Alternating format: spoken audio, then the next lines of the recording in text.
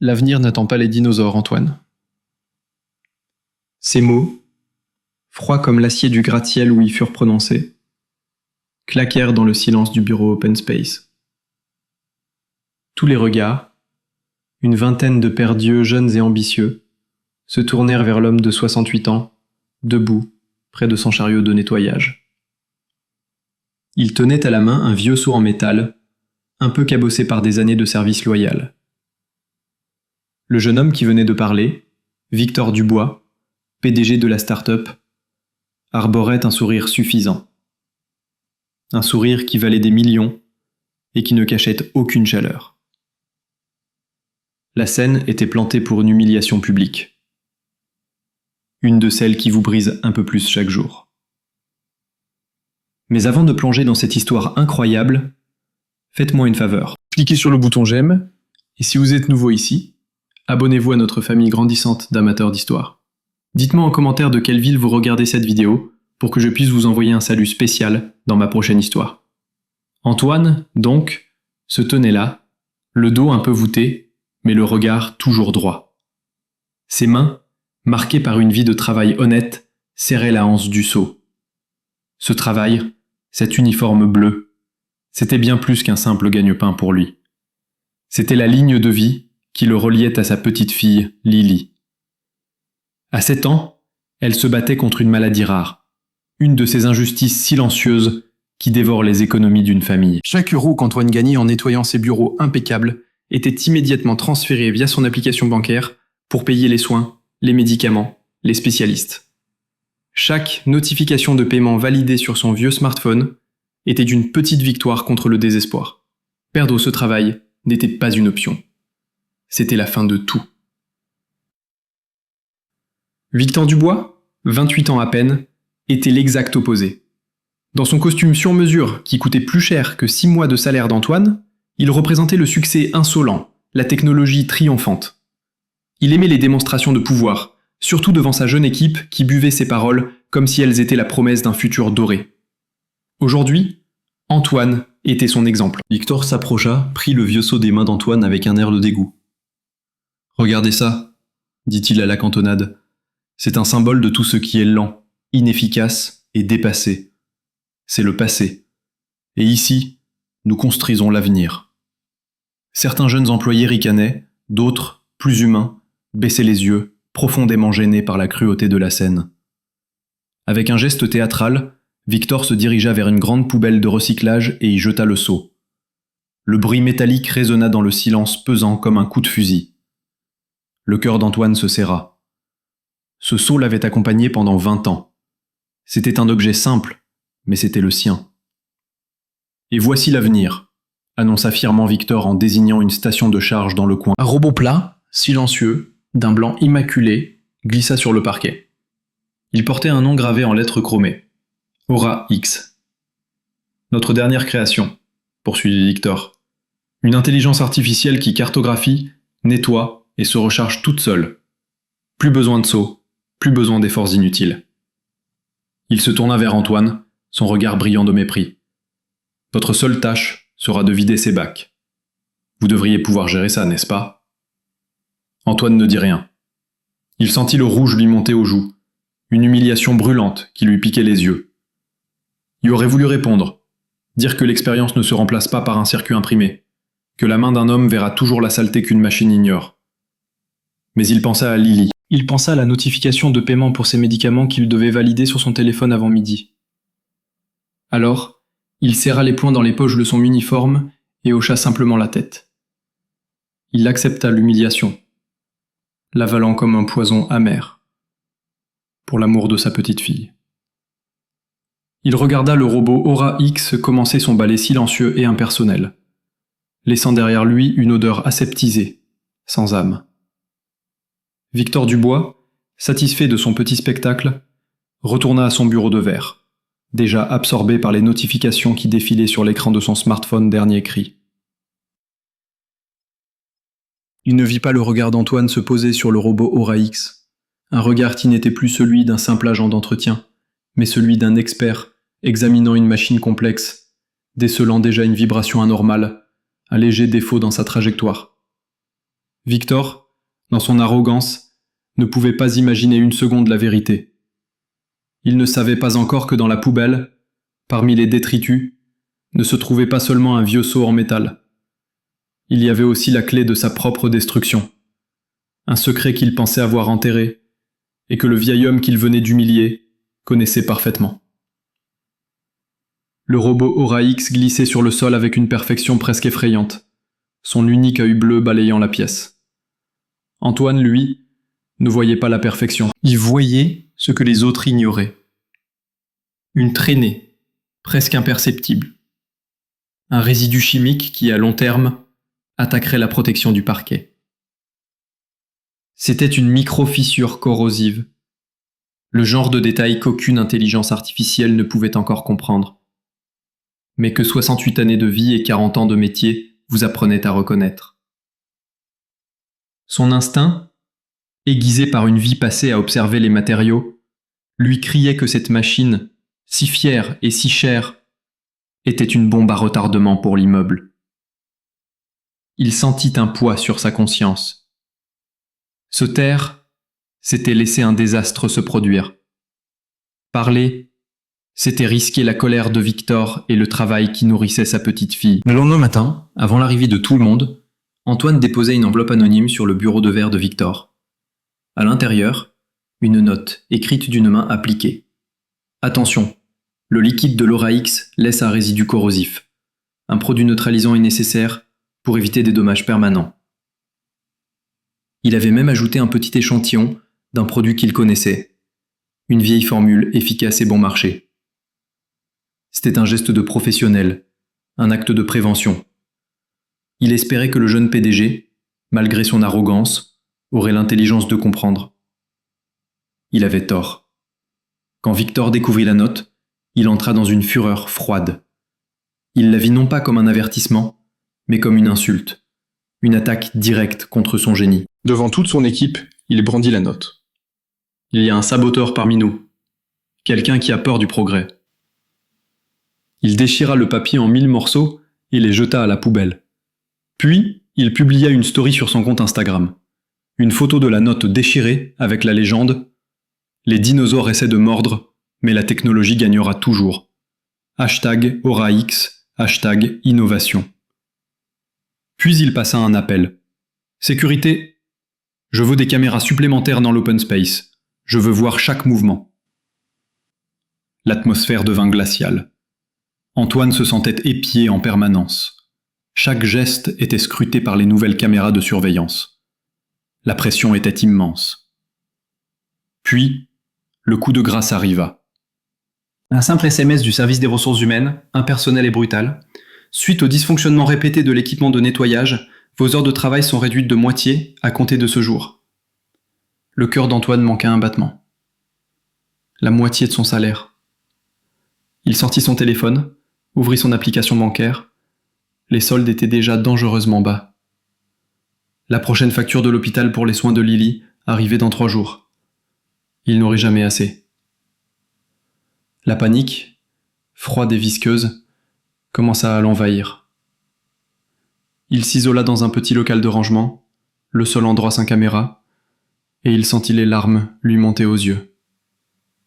Il ne pleurait pas pour lui, mais pour cette petite fille courageuse qui comptait sur son grand-père. Ce soir-là, en rentrant dans son petit appartement du quartier de Belleville, un 2 pièces modeste rempli de souvenirs, le désespoir le submergea. Il se sentait inutile, vieux, dépassé. Il n'avait rien de valeur à vendre, rien pour combler le trou béant dans ses finances. Machinalement, il ouvrit une vieille malle en bois qui dormait sous son lit depuis des années. Une odeur de papier jauni et de temps passé lui monta aux narines. C'était la malle de son autre vie, la vie d'avant, avant la tragédie qui l'avait forcé à tout abandonner. Il sortit de vieux dossiers cartonnés, des livres techniques. Sur l'un d'eux, une étiquette jaunie. Ingénieur en système complexe. Il sourit tristement. C'était si loin. Ses doigts parcoururent des schémas, des plans compliqués, des calculs qu'il avait autrefois maîtrisés. Il allait refermer la malle quand un document officiel, glissé entre 2 cahiers, attira son attention. C'était un papier épais, avec le logo de la République française et un tampon officiel de l'INPI, l'Institut national de la propriété industrielle. C'était un certificat de brevet. Curieux, il le déplia. Ses yeux parcoururent le titre. Système de nettoyage autocorrecteur à particules ioniques pour surface délicate.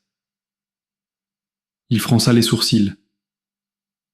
Le nom lui disait quelque chose, un écho lointain de son propre esprit créatif. Il regarda la date, 20 ans plus tôt.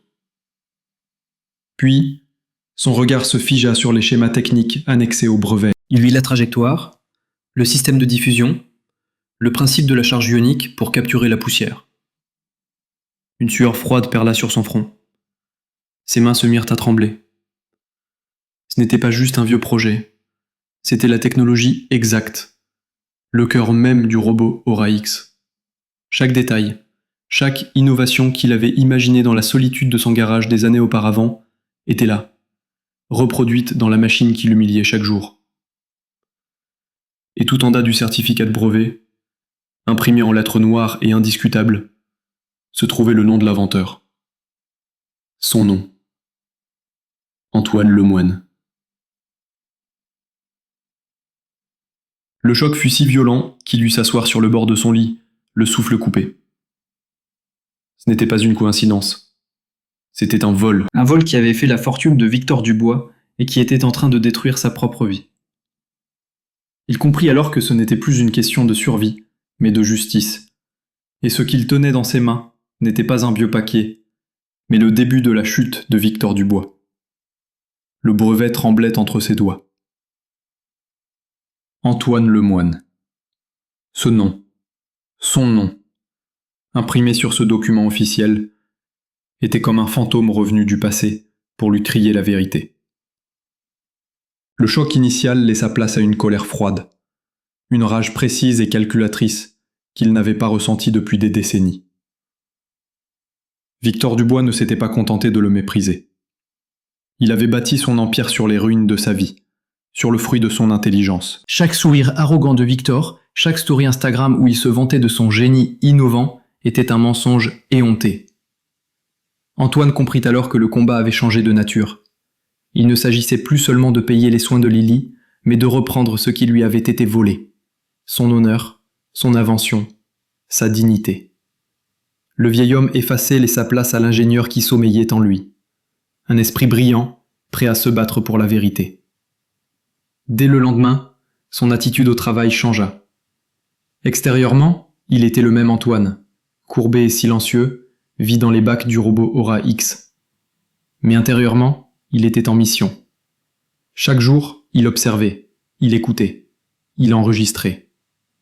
Son vieux smartphone, autrefois simple outil de communication, devint son arme secrète. Il activa discrètement la fonction d'enregistrement audio chaque fois que Victor passait près de lui, capturant des bribes de conversation téléphonique où le jeune PDG se vantait de la façon dont il avait optimisé certains coûts de production, des termes techniques qui, pour Antoine, sonnaient comme des aveux de plagiat. Il photographiait discrètement les documents laissés sur les bureaux, les schémas, les rapports de performance de l'Aura X, qui montraient clairement les mêmes failles de conception qu'il avait lui-même identifiées dans ses prototypes 20 ans plus tôt. Pendant ce temps, l'arrogance de Victor ne connaissait plus de limites.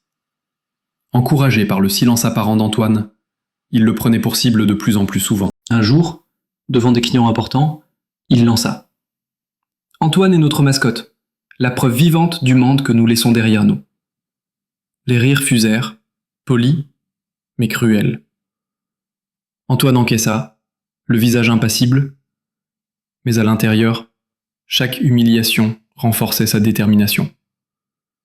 Il fit une capture d'écran de la story Instagram de Victor, où il posait devant une nouvelle voiture de sport, achetée le jour même où Antoine recevait une notification de sa banque, l'informant que son compte était à découvert. Le contraste était saisissant, brutal.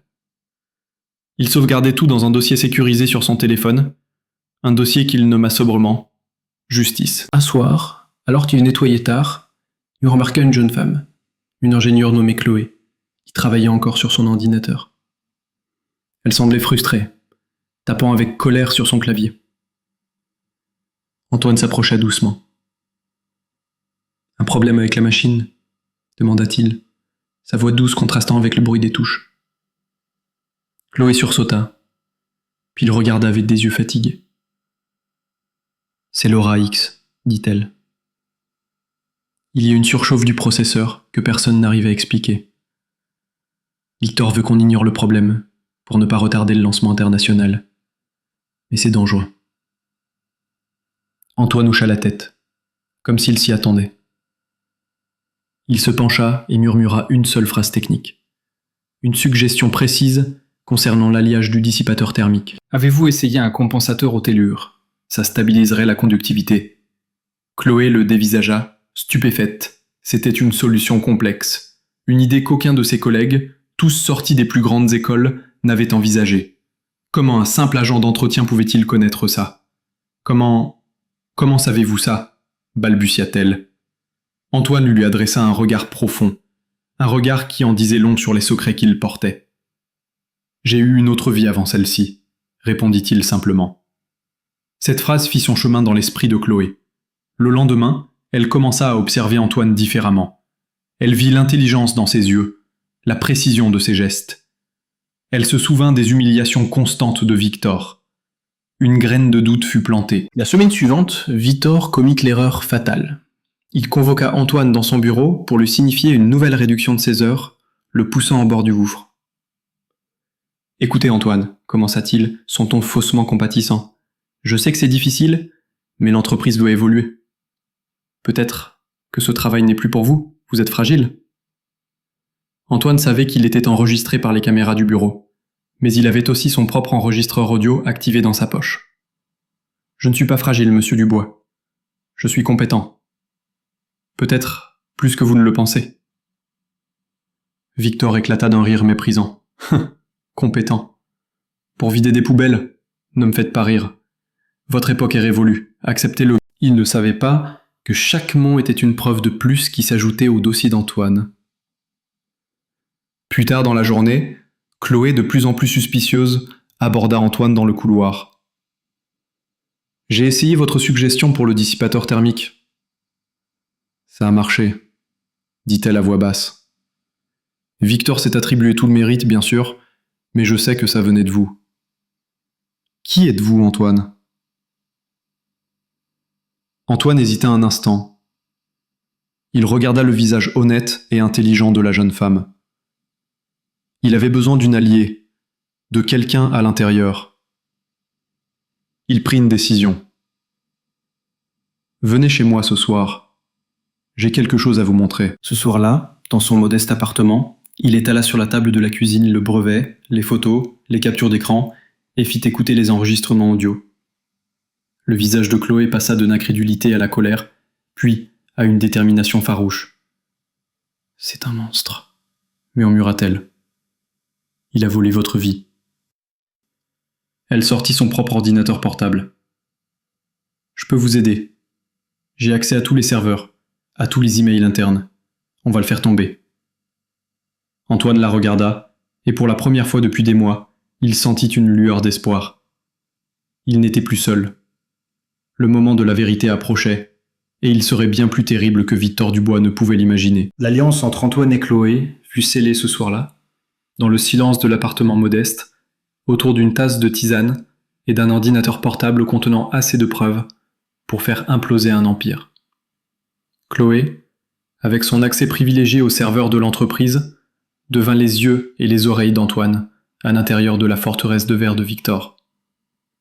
Chaque soir, elle lui envoyait via une messagerie cryptée des captures d'écran d'emails compromettants, des fragments de code qui prouvaient la copie servile de la technologie d'Antoine, et même des factures internes, montrant comment Victor avait détourné des fonds pour financer son style de vie extravagant. Toutes ces preuves étaient immédiatement téléchargées par Antoine sur un service de stockage en ligne sécurisé, un coffre-fort numérique invisible et indestructible. Il savait que le temps jouait contre lui. La santé de Lily se dégradait, et la dernière notification de l'hôpital était un ultimatum. Sans un acompte substantiel sous 48 heures, il devrait suspendre le traitement expérimental. La peur lui tordait les entrailles, mais sa détermination était plus forte. Il devait tenir. Le coup de grâce, l'humiliation suprême, arriva un vendredi après-midi. Victor Dubois, euphorique, venait de signer un contrat de plusieurs millions d'euros avec un fonds d'investissement international. La nouvelle tournait en boucle sur les chaînes d'information économique. Pour célébrer, il organisa une réception improvisée dans l'open space, avec champagne et petits fours. Il était au sommet de son monde, rayonnant d'arrogance. C'est à ce moment-là qu'il aperçut Antoine, en train de nettoyer discrètement dans un coin, essayant de se faire oublier. Une idée cruelle germa dans son esprit. Il frappa dans ses mains pour attirer l'attention. « Mes amis, un instant s'il vous plaît. » La musique baissa, les conversations s'arrêtèrent. Tous les regards se tournèrent vers lui, puis vers Antoine. Aujourd'hui, nous célébrons le futur, l'innovation, le succès. Mais il est aussi important de se souvenir d'où nous venons, de ce que nous laissons derrière nous. Il fit un geste en direction d'Antoine. « Antoine, venez ici. » Le vieil homme sentit son sang se glacer. Il ne voulait pas de cette attention, pas de cette humiliation publique. Mais tous les yeux étaient sur lui. Lentement, il posa son chiffon et s'avança, le dos droit, malgré le poids du monde sur ses épaules. Victor posa une main sur son épaule, un geste faussement paternaliste qui était en réalité une prise de possession. Antoine ici présent a passé sa vie à frotter des sols. Un travail honnête, bien sûr, mais un travail du passé. Et aujourd'hui, grâce à l'aura X, même ce travail est devenu obsolète. C'est le progrès, mes amis. C'est inévitable. Il sortit alors une enveloppe de la poche de son veston. Et parce que nous sommes une entreprise avec un cœur, nous n'allons pas simplement le mettre à la porte. Antoine, voici votre dernier chèque. Et une petite plume pour vous remercier de vos services. Vous êtes officiellement à la retraite. Il tendit l'enveloppe à Antoine. La somme était ridicule, une insulte. C'était un licenciement déguisé, exécuté devant une audience, pour le pur plaisir du spectacle. Le silence dans la pièce était total. Certains employés avaient un rictus de gêne, d'autres fixaient le sol. Antoine regarda Victor droit dans les yeux. Il ne voyait plus un jeune PDG arrogant, mais un voleur, un homme vide qui avait construit sa fortune sur le malheur des autres. Il prit l'enveloppe, sans un mot. Il semblait brisé, vaincu. C'est exactement ce que Victor voulait. Il voulait que tout le monde voie le vieil homme accepter sa défaite. Mais ce que personne ne vit, c'est la lueur d'acier dans le regard d'Antoine. Il n'était pas brisé. Il était prêt. Il savait que Chloé, depuis son bureau, filmait toute la scène avec la caméra de son ordinateur portable. Un enregistrement qui serait la pièce maîtresse de leur dossier. Alors qu'il se tournait pour partir, sa vie de labeur se terminant par une humiliation, Victor lui lança une dernière pique. « Au fait, Antoine, j'ai entendu parler des problèmes de santé de votre petite fille. C'est vraiment dommage. J'espère que cette petite somme vous aidera à lui acheter quelques jouets. » Cette phrase, cette attaque directe contre ce qu'il avait de plus cher au monde, fut l'étincelle qui alluma l'incendie. La douleur laissa place à une froide résolution. Antoine ne répondit pas. Il se contenta de marcher vers la sortie, la tête haute.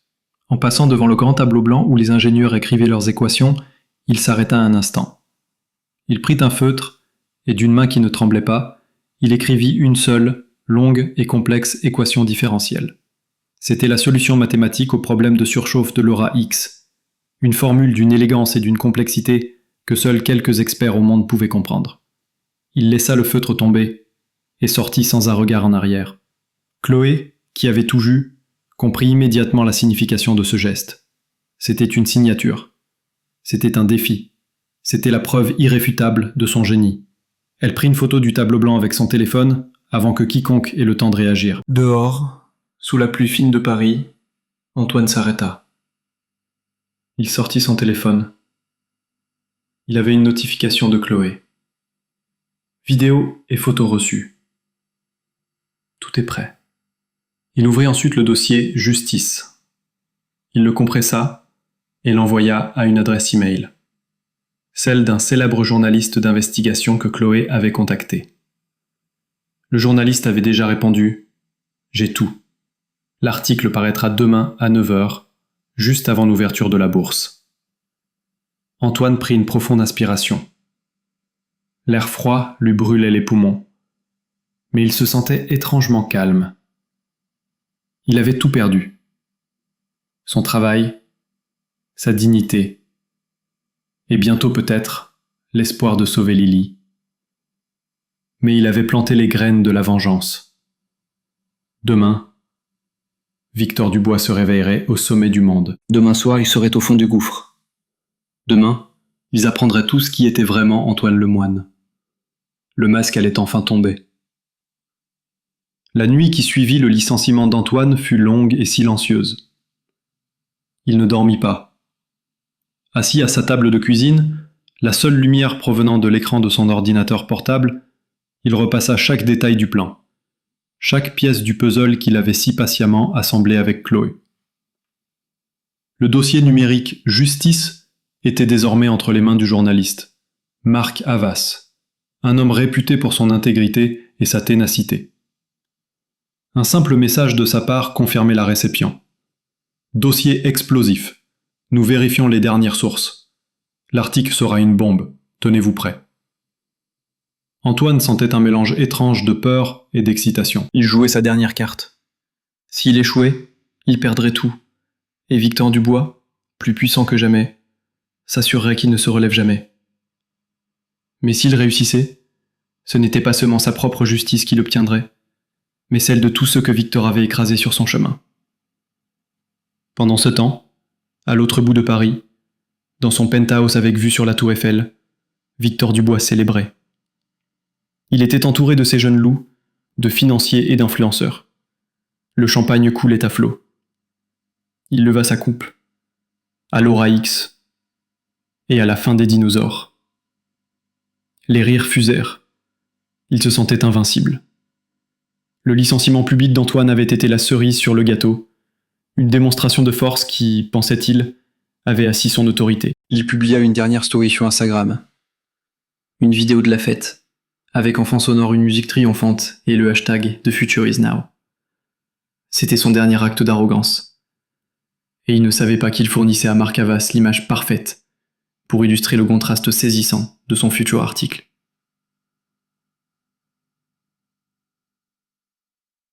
Le lendemain matin, le samedi, Antoine se réveilla avec le soleil. Il se sentait étrangement calme. La peur avait disparu, remplacée par une résolution glaciale. C'était le jour J. Il reçut un message de Chloé. Il a organisé une conférence de presse surprise à 10 heures au siège. Il va annoncer le lancement mondial de l'Aura X. Tous les grands médias seront là. C'est notre moment. C'était encore mieux que ce qu'ils avaient espéré. Un suicide public. Antoine répondit « Parfait ». Diamard de se préparer, je serai là. Il enfila non pas son vieil uniforme bleu, mais un costume simple mais digne, celui qu'il portait autrefois lors de conférences d'ingénierie. Il regarda son reflet dans le miroir. Il ne voyait plus un vieil homme fatigué, mais Antoine Lemoine, l'inventeur. Il se sentait prêt. De son côté, Victor était en pleine effervescence. Il répétait son discours devant un miroir. Un discours rempli de mots grandiloquents sur l'innovation, la disruption et sa propre vision géniale. Il était tellement absorbé par sa propre gloire qu'il ne remarqua pas le mail urgent de son directeur technique. Un mail qui contenait en pièces jointes la photo de l'équation laissée par Antoine sur le tableau blanc. Avec ce simple commentaire, « C'est la solution ». D'où vient-elle ?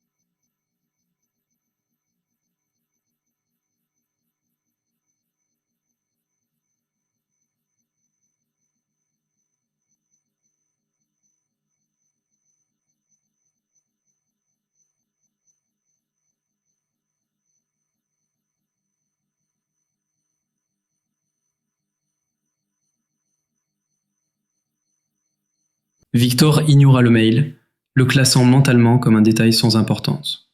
Son seul souci était la lumière des projecteurs et les applaudissements à venir. Il passe un dernier appel à son avocat.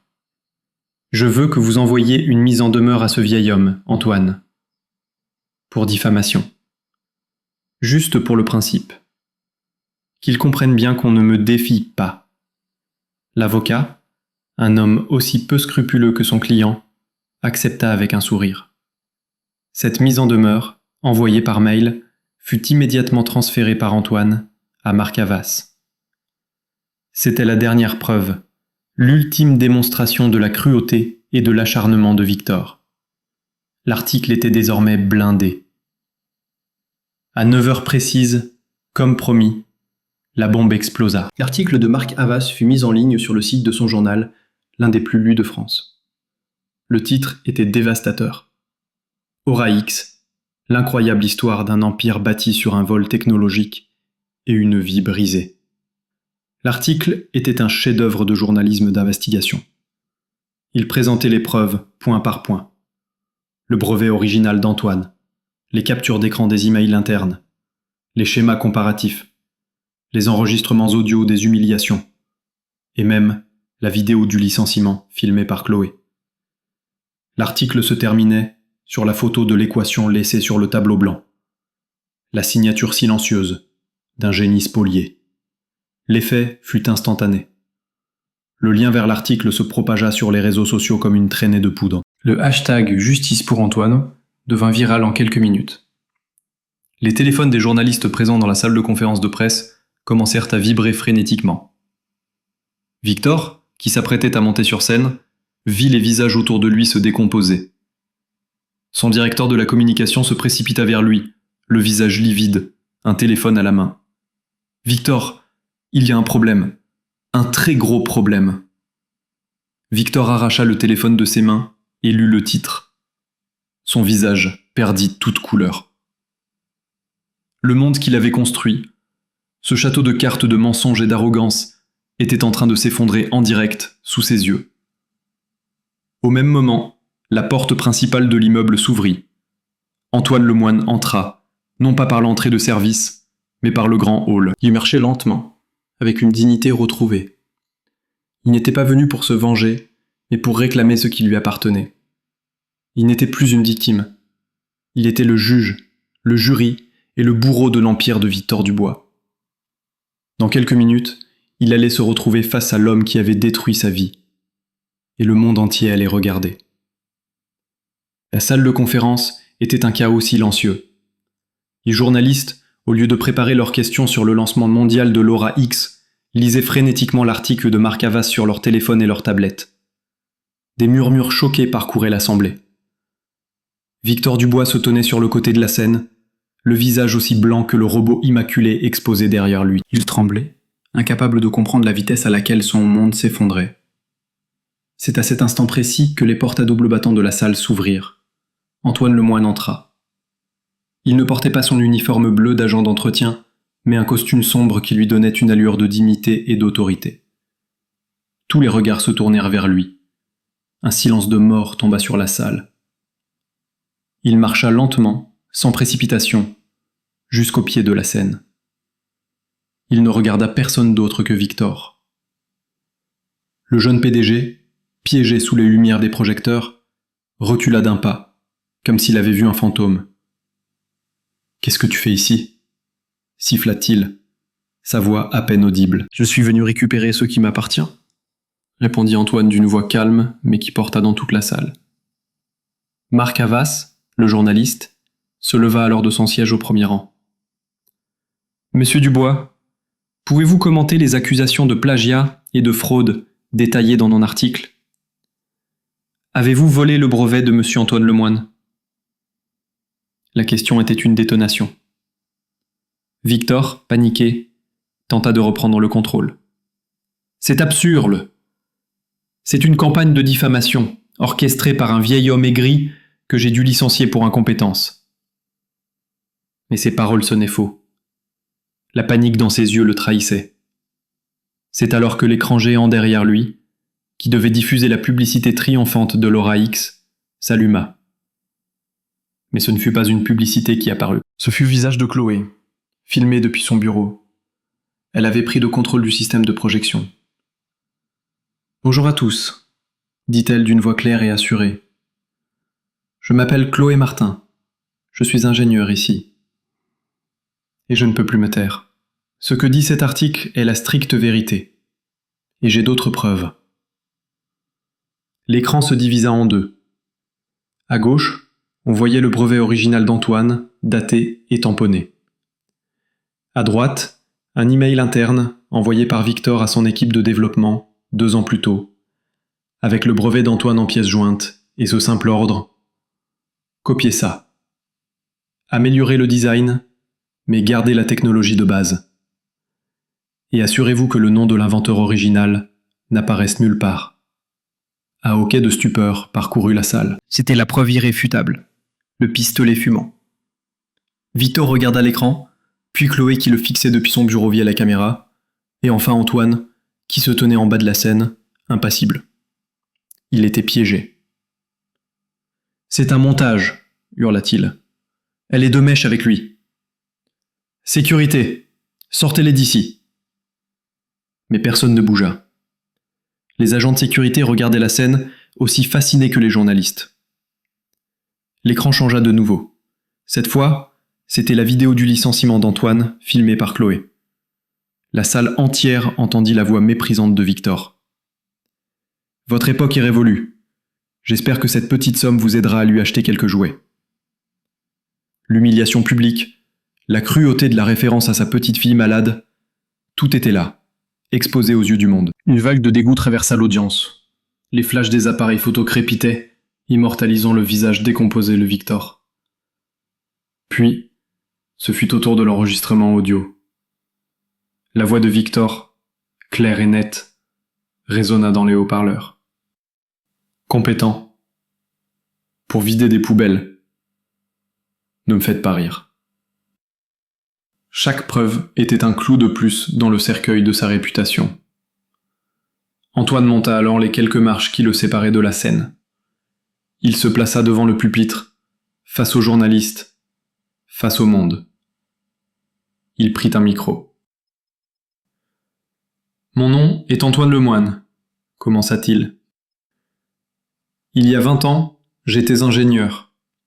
J'ai inventé une technologie qui aurait pu changer beaucoup de choses. Mais la vie m'a forcé à abandonner mes rêves. J'ai cru que cette partie de ma vie était terminée. Je me suis trompé. » Il se tourna vers Victor qui le regardait avec des yeux remplis de haine et de peur. « Cet homme n'a pas seulement volé mon travail. Il a volé l'espoir de ma petite fille, Lily, qui se bat pour sa vie à l'hôpital. Chaque million qu'il a gagné, chaque voiture de sport qu'il a achetée, chaque coupe de champagne qu'il a bu, il l'a fait avec l'argent qui aurait dû servir à la soigner. » Il fit une pause, laissant le poids de ses mots s'installer. La technologie sans humanité n'est rien d'autre qu'une machine vide. Et un homme sans honneur n'est rien d'autre qu'une coquille vide. Il se tourna de nouveau vers l'audience. « Je ne demande pas la pitié, je demande la justice. » À cet instant, un tonnerre d'applaudissements éclata dans la salle. Les journalistes, les techniciens, même certains employés de Victor, tous se levèrent pour acclamer cet homme digne et courageux.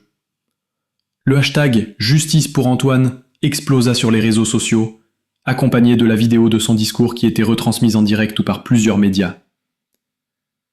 Victor, comprenant que tout était perdu, tenta de fuir par une porte de service.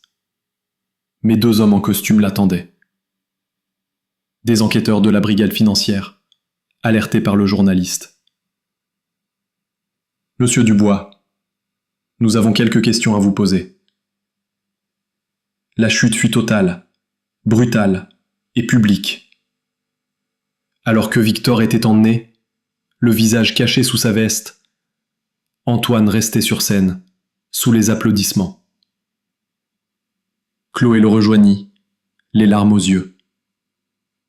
Il la prit dans ses bras. « On a réussi », murmura-t-elle. « Oui », répondit Antoine, une seule larme roulant sur sa joue. « On a réussi. » La vérité avait enfin éclaté, et rien ne serait plus jamais comme avant. Le monde venait de découvrir qui était vraiment Antoine Lemoine, et la justice, bien que tardive, commençait enfin son œuvre. L'onde de choc de la conférence de presse fut un tsunami médiatique. En quelques heures, l'histoire d'Antoine Lemoine, l'inventeur spolié, fit le tour du monde. Les chaînes d'information en continu diffusaient en boucle les extraits de son discours poignant et les images de l'arrestation de Victor Dubois. La chute de l'empire Aura-X fut aussi rapide et brutale que son ascension avait été fulgurante. Le lundi matin, à l'ouverture de la bourse, l'action de l'entreprise s'effondra, perdant 90% de sa valeur avant que la cotation ne soit suspendue. Les investisseurs, furieux d'avoir été trompés, se retournèrent contre Victor, l'accablant de poursuites judiciaires. Pour Victor Dubois, ce ne fut que le début de la fin. Confronté à des preuves accablantes, il fut condamné pour fraude, contrefaçon de brevets et abus de confiance. Son penthouse, ses voitures de sport, tous ses biens furent saisis pour rembourser les dettes et dédommager les victimes. L'image du jeune génie arrogant fut remplacée par celle d'un criminel en col blanc, sa photo faisant la une des journaux non plus pour ses succès, mais pour sa déchéance. Il perdit tout, sa fortune, sa réputation, ses amis. Il était devenu le paria que lui-même avait essayé de faire d'Antoine. Pour Antoine et Chloé, en revanche, ce fut le début d'une nouvelle vie.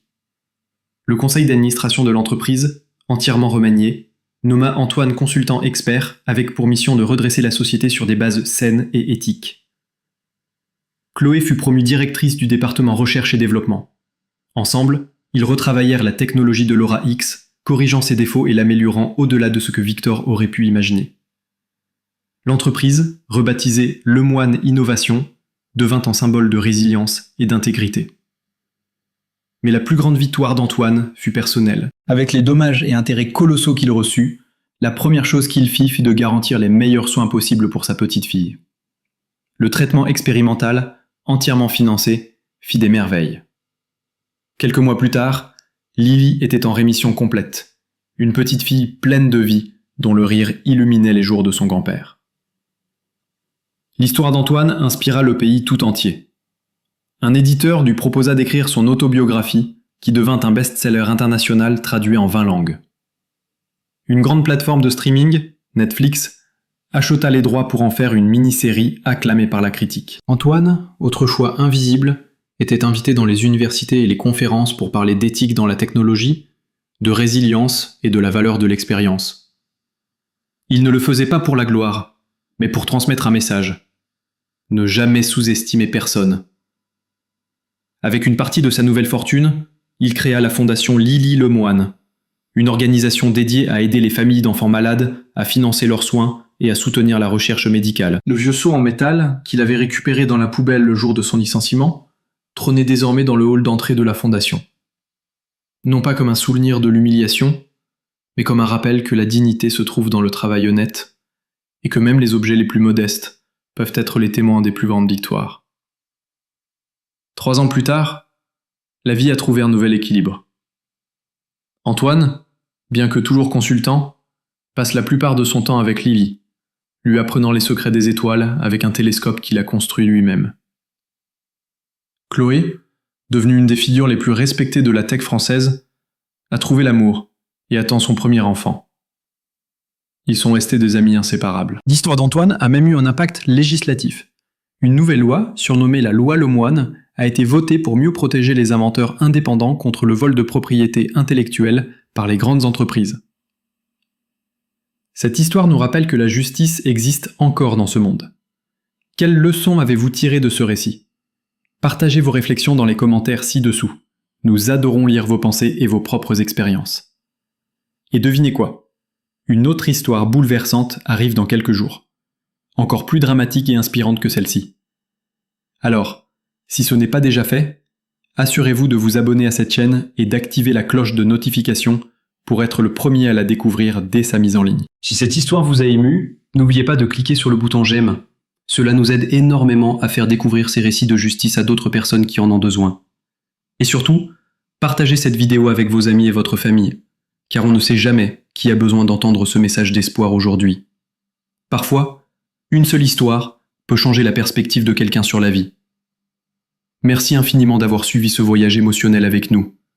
À très bientôt pour une nouvelle histoire qui vous touchera droit au cœur.